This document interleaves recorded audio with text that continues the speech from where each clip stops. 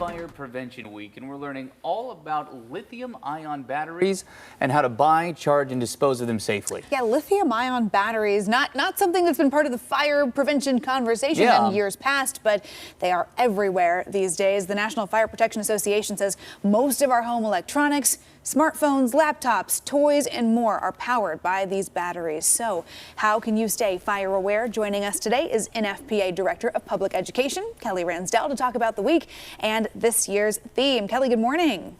Good morning.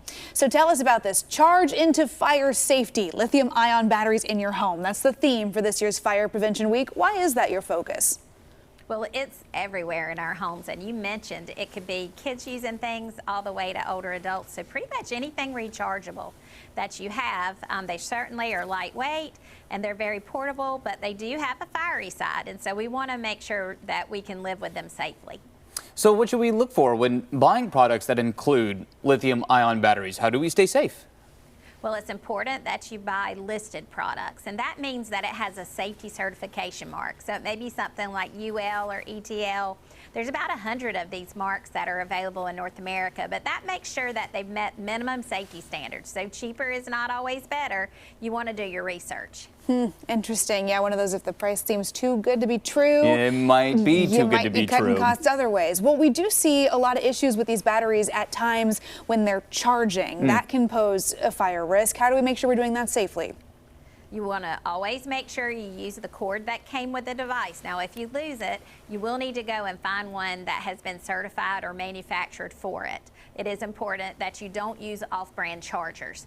The other thing is you want to make sure when it's fully charged at 100% that you take it off the charger and don't leave it on it all the time. And then lastly, make sure that you charge on a hard surface like a table or a nightstand, never in your bed or under your pillow, because that device actually needs air to be able to circulate around it while it's charging. Some great heads ups there. Yeah. So what's the best way to dispose of a lithium-ion battery? How do you do that safely? Well, you don't want to throw it in your trash, but you also don't want to put it in your regular recycling bin. You want to find a safe location that you can turn it in. So if you go to calltorecycle.org, put in your zip code, you can find either a household hazardous waste facility or even retailers that make it easy to turn it in so that we don't cause more fires on the back end of when these products quit working. Yeah, well, and even with all of that safety advice, of course, we do know that accidents can happen. Of course. It's a good reminder during Fire Prevention Week to check in on your smoke alarms. How can you test your smoke alarm in case of a fire? So you do want to test them monthly. You can just take a yardstick or a broom handle and push the button, actually test it, make sure it's working, and you always want to replace it at 10 years. Vintage is not good when it comes to smoke alarms. And you also want to have a home escape plan, especially if you have these products in your home. I love that line. We're a vintage town here in Portland, but vintage not good when it comes to fire the safety. smoke alarm. Yeah, good call. Where can we find more information, Kelly?